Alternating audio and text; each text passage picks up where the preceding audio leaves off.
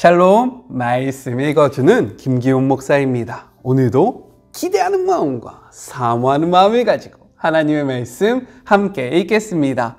사사기 1장 22절부터 36절까지의 말씀입니다. 요셉의 집안 역시 베델을 치러 올라갔다. 하나님께서 그들과 함께 하셨다. 요셉 집안이 정탐꾼들을 보내어 그것을 정탐하게 했다. 베델은 루스라는 이름으로 알려져 있었다. 정탐꾼들이 때마침 그 성읍에서 나오는 사람을 보고 말했다. 성읍으로 들어가는 길을 우리에게 일러주시오. 우리가 당신을 선대하겠소. 그 사람은 정탐꾼들에게 들어가는 길을 일러주었다. 정탐꾼들은 그 사람과 그의 일가족만 빼고 성읍 안에 있는 모든 사람을 죽였다. 그 사람은 햇사람의 땅으로 가서 그곳에 성읍을 세웠다.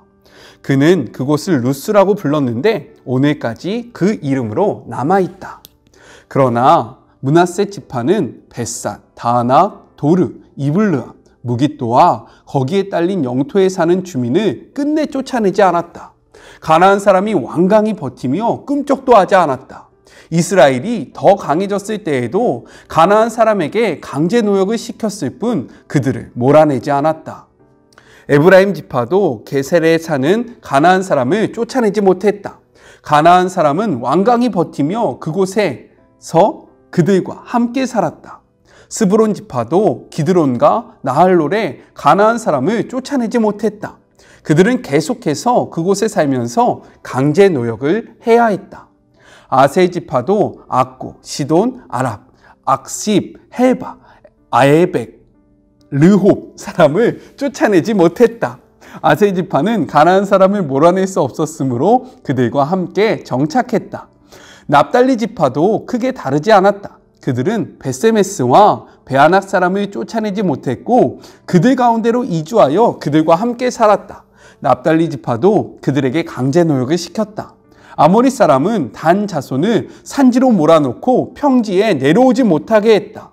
아모리 사람은 꿋꿋하게 헤레스산, 야알론, 사에빔에 계속 살았다. 그러나 요셉의 집안이 더 강성해지자 그들은 강제 노역을 해야 했다. 아모리 사람의 경계는 정갈 고갯길과 셀라에서부터 그 위에까지 이르렀다. 이것은 하나님의 말씀입니다. 오늘 말씀을 통해서요, 두 가지를 함께 생각해 보았으면 좋겠습니다. 먼저 첫 번째, 정탐과 선대입니다. 1절부터 21절의 기록이 유다를 대표로 해서 남쪽 지역을 점령하는 내용이 기록되어 있었다면 오늘의 말씀은 요셉 가문을 대표로 해서 북쪽 지역을 점령하는 내용이 담겨져 있었습니다. 우리 22절의 말씀을 먼저 같이 한번 읽어볼까요? 요셉 가문도 베델을 치러 올라가니 여호와께서 그와 함께 하시니라 라고 기록되어 있습니다. 남부 지역을 공격했던 유다 지파에 대해서 무엇이라고 이야기합니까? 19절에 이렇게 이야기하잖아요. 유다와 여호와께서 함께 하셨다. 마찬가지로 오늘 북부 지역을 점령하는 요셉 가문에 대해서도요, 무엇이라고 이야기합니까? 하나님이 그들과 함께 하시느니라 라고 이야기하고 있다는 거예요. 이를 통해서 우리가 무엇을 확인할 수 있느냐? 이 가나안 정복이 하나님의 주권 아래에서 이루어진, 하나님의 인도로 이루어진 하나님의 전쟁이었다라는 것을 우리가 확인해 볼 수 있는 겁니다. 그런데요, 유다의 전쟁과 이 요셉의 전쟁이 차이점이 있다는 거예요. 그것이 무엇인지 같이 한번 살펴보았으면 좋겠습니다. 우리 23절의 말씀을 같이 한번 읽어볼까요? 요셉 가문이 베델을 정탐하게 하였는데 그 성읍의 본 이름은 루스라라고 이야기합니다. 유다 지파의 전쟁을 대표적으로 보여주는 것이 바로 베색인데요. 이 베색에서의 전쟁을 이야기할 때 성경은 무엇이라고 이야기하냐? 어떻게 이것을 점령했는지, 어떠한 전략으로 승리하였는지를 기록하지 않고요. 단순히 유다가 이 베색에서 승리하였다라는 내용만 기록하고 있습니다. 반면에 지금 이 요셉 가문에 대해서 이야기할 때는요, 구체적인 전략을 소개하고 있다는 거예요. 우리 24절의 말씀도 같이 한번 읽어볼까요? 정탐꾼들이 그 성읍에서 한 사람이 나오는 것을 보고 그에게 이르되 청하노니 이 성읍의 입구를 우리에게 보이라. 그리하면 우리가 내게 선대하리라 하매 라고 기록이 되어 있습니다. 그들은 먼저 성을 정탐해요. 그리고 성읍에서 나오는 한 사람을 보고요, 성읍의 입구를 알려달라라고 이야기를 합니다. 여기서 말하는 성읍의 입구는 원어적으로 보면요, 비밀 통로를 말하고 있는 거예요.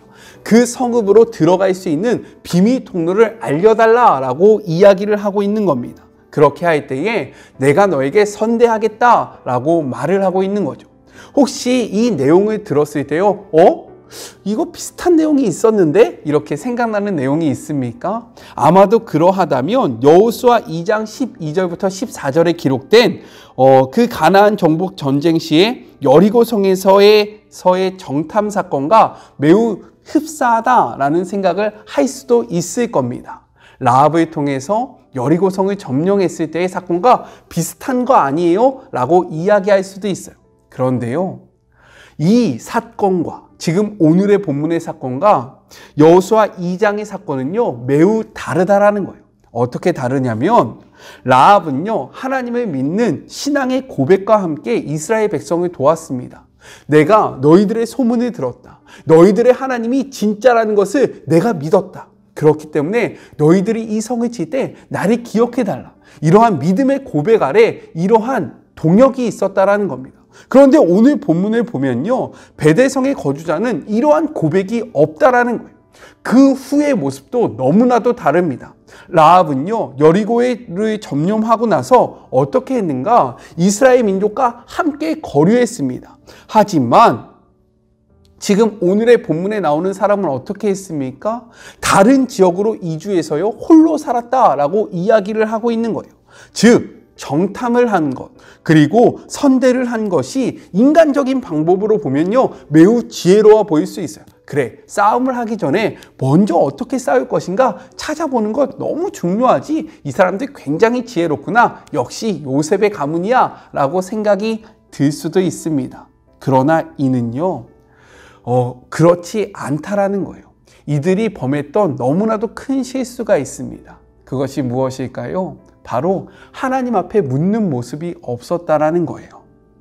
성경은요, 유다 지파가 남쪽 지역을 점령할 때는 무엇이라고 이야기하냐면 이들이 하나님 앞에 묻고 이렇게 했다라는 것을 매우 강조하고 있습니다.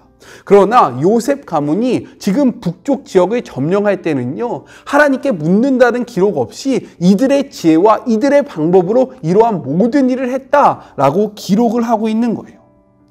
우리에게 중요한 것은 무엇이냐? 인간적인 지혜로 문제를 바라보고 해결하는 것이 아니라 하나님께 묻고 그분의 뜻대로 나아가는 것이 너무나도 중요하다는 겁니다. 인간적인 지혜로운 방법을 미련하다라고 이야기하는 것이 아니라 하나님 앞에 묻는 모습이 없는 이러한 모습이 미련하다라고 이야기하는 거예요. 그 결과가 어떻게 되었을까? 25절을 보면요, 이 사람이 성읍의 비밀 통로를 이야기하고 약속대로 요셉 가문은 그 사람과 그의 가족을 놓아주게 되는 그러한 내용이 기록되어 있습니다. 근데 이를 원어적으로 보면요, 성읍의 입구를 알려준 그 사람의 부모와 아내, 그리고 그의 자녀로 구성된 소수의 인원만 살아남은 것이 아니라 어느 정도의 규모를 가지고 있는 씨족이 살아남았다는 것을 의미하고 있습니다. 그렇기 때문에 이들이 다른 땅에 가서 성읍을 짓고요, 그 성읍에서 계속해서 살 수 있었다는 거예요. 그런데 이것은 하나님의 말씀에 불순종하였음을 분명하게 나타내주는 그러한 모습입니다. 왜냐하면요, 말씀은 이렇게 기록하고 있기 때문인 거예요. 신명기 20장 16절의 말씀입니다. 오직 내 하나님 여호와께서 내게 기업으로 주시는 이 민족들의 성읍에서는 호흡이 있는 자를 하나도 살리지 말지니 라고 말씀합니다. 이 성읍 안에 살고 있는 그 누구도 살려서는 안 된다 라고 말씀하신 것이 하나님의 뜻이었다라는 거예요. 계속해서 볼까요? 17절의 말씀입니다. 곧 헷 족속과 아모리 족속과 가나안 족속과 브리스 족속과 히위 족속과 여부스 족속을 내가 진멸하되 내 하나님 여호와께서 내게 명령하신 대로 하라 라고 기록되어 있다라는 거예요. 하나님께서요, 한 사람도 한 호흡도 남겨주지 말고 진멸하라 라고 말씀하셨는데요, 이 요셉 가문은 어떻게 합니까? 자신의 지혜를 의지해서요, 자신의 생각대로 하나님 앞에 묻지 않고 하나님의 뜻과 반대되는 일들을 행했다라고 성경은 이야기하고 있는 겁니다. 오늘 하루를 살아갈 때 우리의 지혜대로 살아가는 것이 아니라 그분의 말씀대로 살아가는 그런 복된 시간이 되었으면 좋겠습니다. 다시 한번요, 우리의 지혜대로 살아가는 것이 아니라 하나님의 말씀대로 살아가는 그런 복된 하루가 되길 주님의 이름으로 소망하며 기도합니다. 둘째, 노역을 시켰다는 점이에요. 요셉 가문의 불순종 이후의 기록을 보면요, 반복되는 그런 가슴 아픈 기록이 나옵니다. 무엇입니까? 쫓아내지 못했다라는 거예요. 그 족속, 이 민족의 사람들을 쫓아내지 못했다라는 내용이 한 민족도 한 지파도 빠짐없이 기록되어 있습니다. 이스라엘 족속이 가나안 족속을 쫓아내지 못한 이유가 무엇일까? 그들보다 힘이 약해서라고 생각하십니까? 하지만 이는 힘의 문제가 아니라는 거예요. 왜냐하면 가나안 정복은 처음부터 힘의 전쟁이 아니었기 때문입니다. 하나님의 말씀에 순종하였는가? 하나님과 동행하였는가가 중요한 전쟁이었지, 이들이 얼마나 힘을 가지고 있었고 이들이 얼마나 지혜로운지는 하나님의 전쟁에서 중요하지 않았음을 우리가 말씀을 통해서 확인할 수 있다는 거예요. 그렇기 때문에 가나안 족속을 쫓아내지 못했던 것은 힘이 부족해서가 아니라 이들의 믿음이 부족했고 하나님의 말씀에 전적으로 순종하지 아니하였다는 것을 우리가 알 수 있습니다. 그런데요, 더욱더 가슴 아픈 기록이 나옵니다. 우리 28절의 말씀을 같이 한번 읽어볼까요? 이스라엘이 강성한 후에야 가나안 족속에게 노역을 시켰고 다 쫓아내지 아니하였더라. 쫓아내지 아니하였다라는 표현 다음에 계속해서 반복되어지는 표현이 있는데 강제 노역을 시켰다라는 겁니다. 그 말이 무엇입니까? 이스라엘 백성에게 힘이 생겼다라는 거예요. 예전에는 힘이 없다라는 핑계를 댈 수 있었습니다. 우리가 약했기 때문에 이들을 쫓아낼 수 없었습니다 라고 이야기할 수 있었다라는 거예요. 그런데 이들이 강성하고 나서 한 일이 있어요. 무엇이냐? 이들을 쫓아낼 수 있었지만 쫓아내지 아니하고 이들을 강제 노역시키면서 자신들의 유익을 취했다라는 겁니다. 이것이 더욱더 가슴 아픈 일이라는 거예요. 인간적인 시각으로 보면요, 이것은 지혜로운 행동입니다. 그렇지 않아요? 어차피 쫓아내 봐야 차라리 컨트롤하면서 일을 시키는 것이 훨씬 더 이득이다라는 생각이 듭니다. 실제적으로 보면요, 그러해요. 이들의 노동력을 통해서 더 많은 일들을 행할 수 있고요, 이들의 노동력을 통해서 더 많은 것들을 이룰 수 있기 때문에 이러한 것은 매우 지혜로운 행동이다라고 생각되어질 수 있다라는 겁니다. 그런데 중요한 것은 무엇이냐? 이것은 하나님의 뜻이 아니었다라는 거예요. 하나님은 우리가 이들과 함께 사는 것을 원하지 않았습니다. 이들을 통해서 어떠한 유익을 내는 것이 하나님의 목적이 아니었고 하나님의 목표가 아니었고 하나님의 뜻이 아니었다라는 거예요. 하나님은요, 이들을 완전히 몰아내는 것을 원하셨고 이것을 명령하셨다라는 겁니다. 그런데 이스라엘 백성은요, 그렇게 하지 않았다라는 거예요. 하나님이 이렇게 명령하신 이유가 무엇입니까? 하나님이 사륙을 즐기시는 하나님이시고 하나님이 피를 볼 때 흥분하는 그런 변태적인 신이었기 때문에 그렇습니까? 아니요. 우리를 위한 하나님의 명령이었다라는 거예요. 말씀을 볼까요? 신명기 20장 18절에는요, 이렇게 기록되어 있습니다. 이는 그들이 그 신들에게 향하는 모든 가증한 일을 너희에게 가르쳐 본받게 하여 너희가 너희의 하나님 여호와께 범죄할까 함이니라. 이렇게 말씀하신 이유는 그들과 하나 될 때, 그들과 혼합되어질 때 하나님을 바라보는 믿음에서 벗어나 우상 숭배로 빠져갈까 봐 이 말씀을 하셨는데, 이스라엘 백성은 교만해서요, 우리가 지금 힘이 있는데 무슨 문제야? 내가 잘 컨트롤하면 되지, 내가 잘하면 되지, 이거는 전혀 문제가 되지 않아 라고 이야기하면서요, 어떻게 하면 이들을 이용할 수 있을까? 어떻게 하면 이것을 통해서 더욱더 큰 힘을 발휘할 수 있을까를 생각하면서요, 그들을 쫓아내지 아니하고 그들을 이용했다라는 거예요.